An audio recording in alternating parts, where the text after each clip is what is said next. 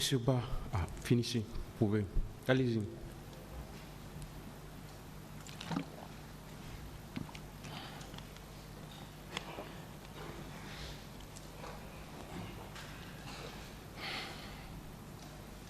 De quoi vous avez effectivement été victime?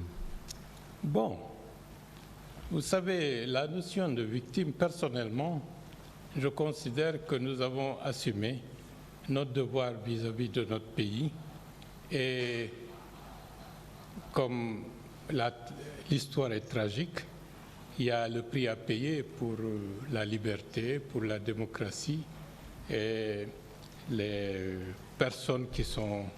Bon, je veux dire de quoi, qu'est-ce que vous avez subi? Bon, j'ai subi des coups, j'ai été blessé. Pour l'essentiel, c'est ce que j'ai subi à titre personnel. Est-ce que ce jour, vous avez pu identifier certains agents des forces de l'ordre ou bien des militaires?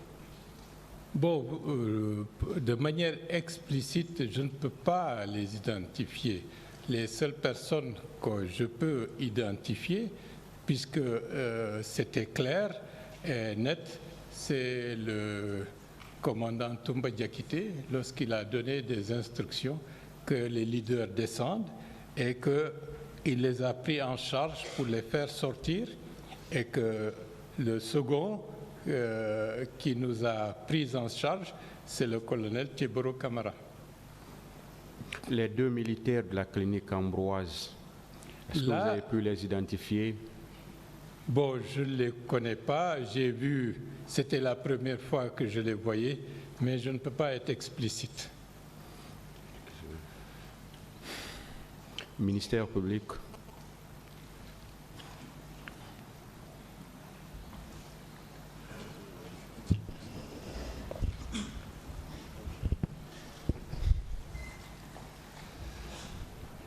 Merci, Monsieur le Président. Monsieur Baouri, veuillez nous rappeler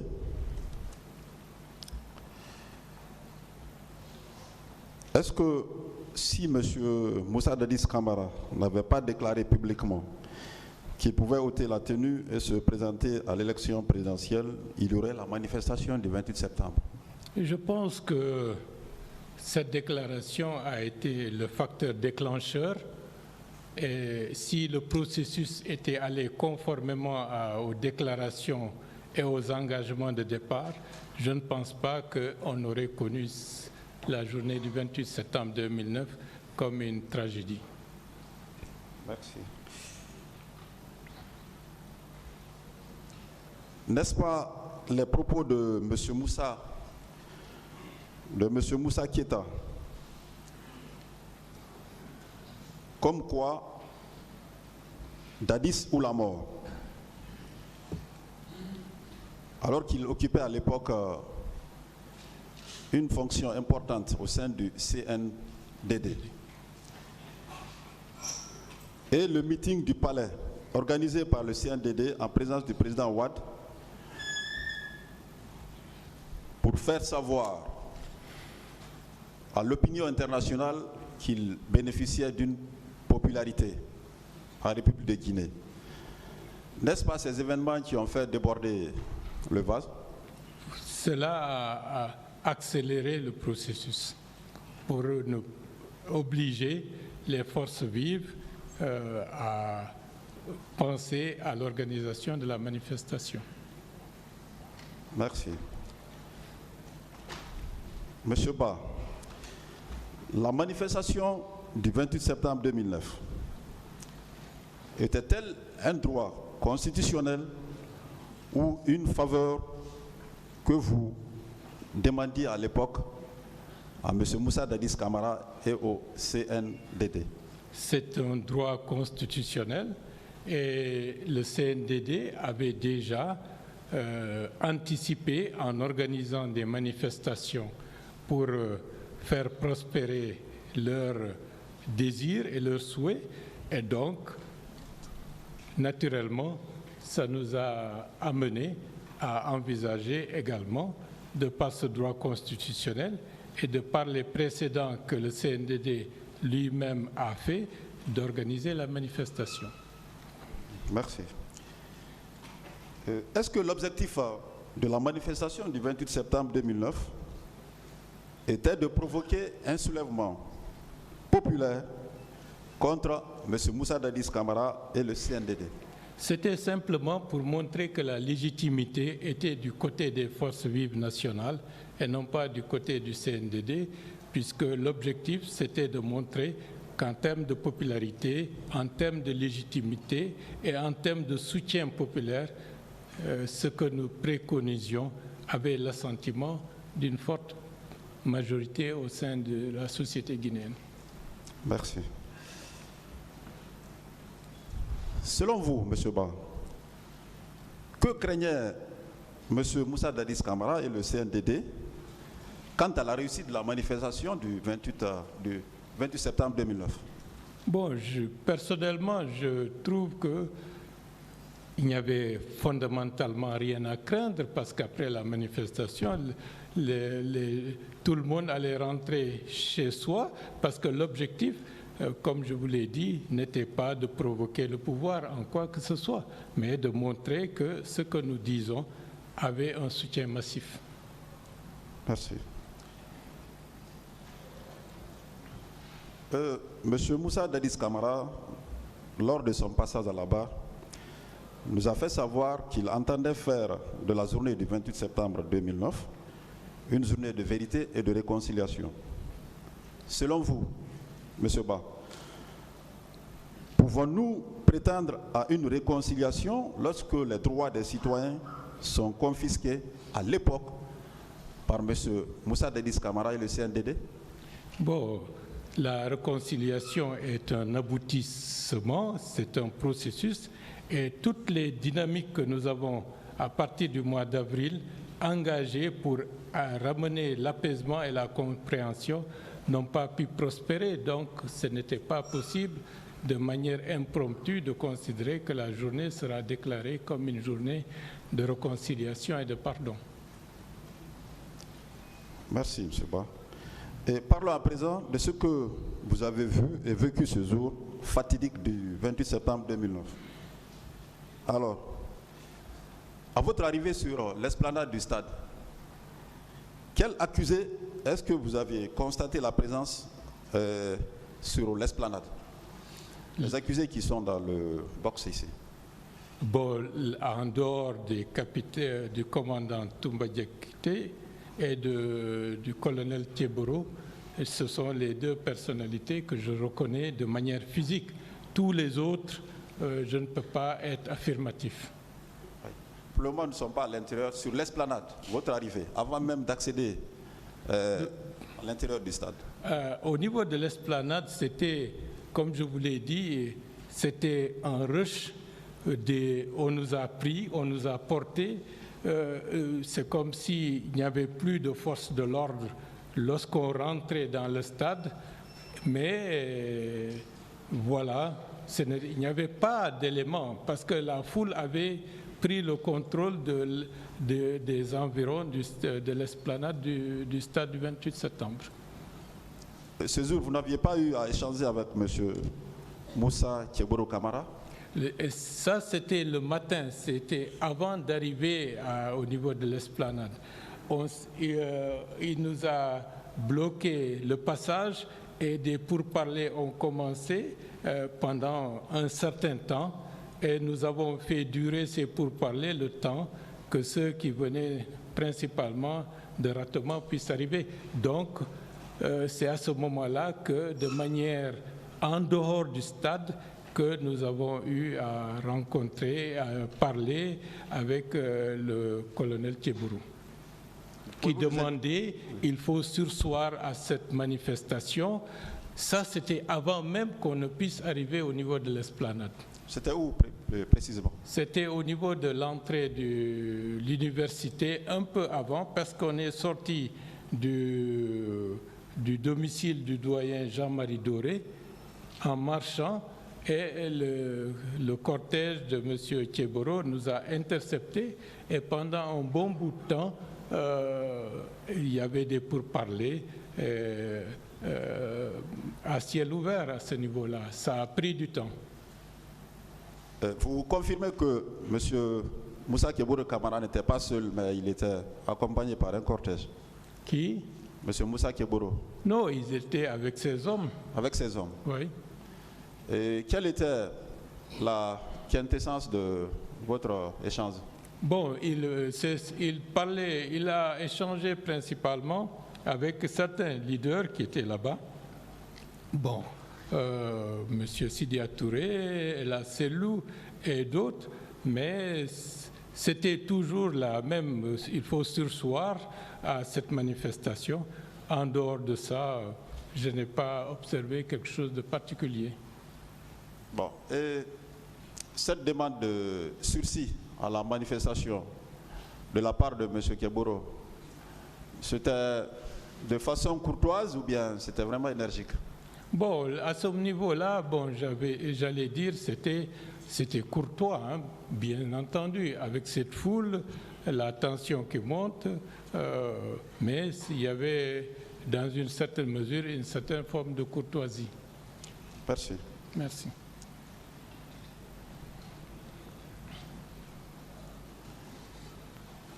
Vous confirmez que ce sont les bérets rouges qui ont tiré à bout portant sur les manifestants? Bon, là, je ne peux pas être formel, puisque nous, je n'avais plus la notion du temps. On est resté combien de temps de la pelouse à la sortie? Je ne peux pas dire si on a fait 10 minutes, 15 minutes. Et dans les circonstances du moment, mon esprit n'était pas à voir ce qui se passait autour de moi. C'était comment faire pour nous sauver et porter El Selou hors de cette enceinte. C'était ça. Donc c'était le reste, c'est comme s'il y avait un voile noir.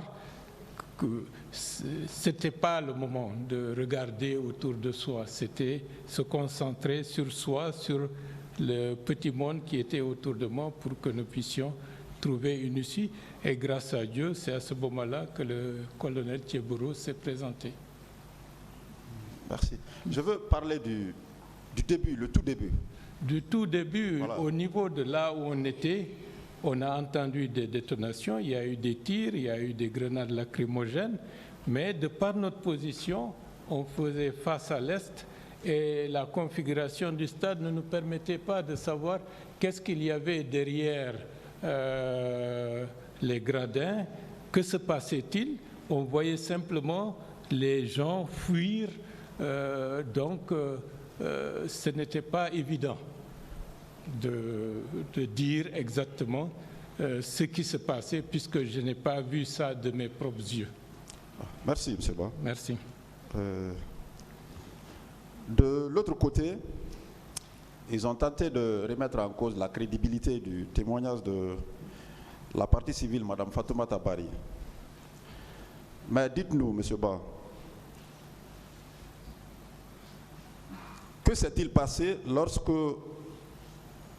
le garde du corps de M. Selouda Lendialo a voulu se saisir de l'arme qui traînait par terre? Je lui ai dit de laisser tomber le fusil, parce que j'avais senti que c'était un danger de l'avoir. Et c'était nos vies qui étaient en jeu. Donc je lui ai dit de laisser tomber le fusil et il a obtempéré. Je ne pensais pas que Fatoumata Bari avait été présente à côté, puisque tout ce qu'il y avait autour de moi, c'est comme si, comme je vous l'ai dit tout à l'heure, j'étais concentré focus sur 2 ou 3 personnes. Le reste, c'est comme si c'était le vide complet. Effectivement, Mme Fatoumata Bari a déclaré la même chose à cette barre. Oui. Sur ce, est-ce que cela ne confirme pas la présence effective de Mme Fatoumata Bari au stade du 28 septembre à ce jour? Je sais qu'elle y était. Et je sais qu'après, Je l'ai vu, j'ai vu d'autres, et pour les accompagner, pour leurs soins au centre mère et enfants. Donc, je suis formel là-dessus. Merci, M. Bois. Merci.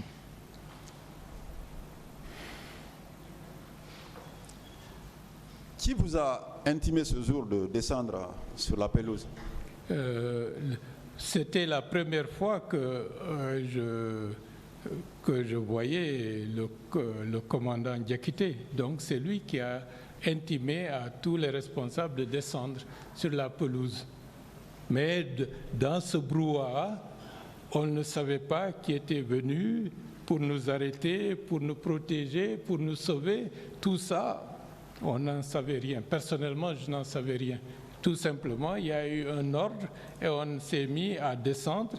Entre-temps, certains ont été agressés et ils essayaient de se débattre. Voilà comment les choses se sont passées. Alors, lorsque vous étiez descendu, est-ce que vous aviez, sur le coup, est-ce que vous aviez essuyé des coups de la part de M. Aboubakar Sidiki Diakité d'Itumba ou son entourage?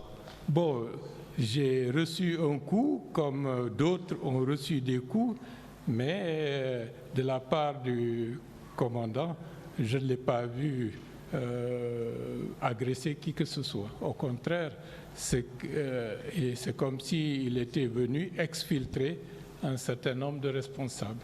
Mais comme nous étions derrière, les événements en ont jugé autrement. Bien. À quel endroit du stade est-ce que M. Moussa Keboro a pris la relève pour vous embarquer dans son pick-up? On était déjà sorti de la pelouse entre le stade de foot et la clôture le grand périmètre. Il y a des espaces à l'intérieur. C'est à l'intérieur de ce périmètre que de loin, j'ai vu le colonel Thiebro arriver et il s'est dirigé vers nous puisqu'on se connaît et il nous a pris en charge. C'était nettement en dehors de l'espace proprement dit du stade. Mais on était toujours à l'intérieur du grand périmètre du stade du 28 septembre. Bien. Et on revient au stade. Vous allez vous efforcer. Est-ce qu'à part les militaires, vous aviez vu ce jour des hommes habillés en civil qui portaient des armes blanches ou des armes automatiques? Bon, ceux qui nous ont poursuivis de la pelouse jusqu'à l'arrivée du colonel Thiebro n'étaient pas vraiment des militaires. C'était comme si ils avaient des tenues qui n'étaient pas du tout en conformité avec les tenues militaires proprement dites. Mais bon, ils faisaient comme s'ils étaient des militaires. Bien. Vous avez déclaré aussi que vous aviez remarqué la présence de 2 jeunes qui portaient des masques. Et en fait, les masques, à ce moment-là, c'était calme, il n'y avait pas d'inquiétude, mais je les ai vus avec un masque de fer qu'il avait à ses mains. Je me suis dit, et ils étaient tout au fond les dernières rangées en hauteur. Ça m'a interloqué. Qu'est-ce qu'il faisait avec ça? Cela ne confirme-t-il pas les conclusions de la commission d'enquête internationale quant à l'infiltration des manifestants par d'autres personnes? Non, ça c'est une réalité parce que, et d'ailleurs, ce que j'ai vu, pour être factuel, c'était eux qui étaient les plus acharnés à battre et à donner des coups aux gens à ce moment-là, au moment où on était à l'intérieur du périmètre de la pelouse. Bien. Parlons de la clinique. Vous aviez décrit un militaire qui portait des grenades ainsi que des ceintures de balles. Oui. Est-ce qu'avec le recul, Ce militaire ne serait pas M. Marcel Guilavogui? Je ne pense pas, parce que celui qui était vraiment bien arrêté, costaud, c'était lui, le chef. Et il avait un t-shirt noir, une ceinture, et puis son allure montrait que c'est vraiment quelqu'un qui avait une expérience militaire. C'est lui qui donnait les ordres. L'autre était simplement comme si c'était quelqu'un qui l'accompagnait, mais qui avait l'uniforme, mais qui n'avait pas physiquement l'allure d'un militaire. Mais il avait ses ceinturons, balles, et puis des grenades étaient accrochées dessus. Mais je ne peux pas les reconnaître de manière formelle. Ce n'est pas évident. Merci, M. Ba. Quel soutien vous aviez eu après avoir subi cet événement au stade du 28 septembre? Quel soutien est-ce que vous aviez eu à l'époque de la part de l'autorité de l'époque? Personnellement,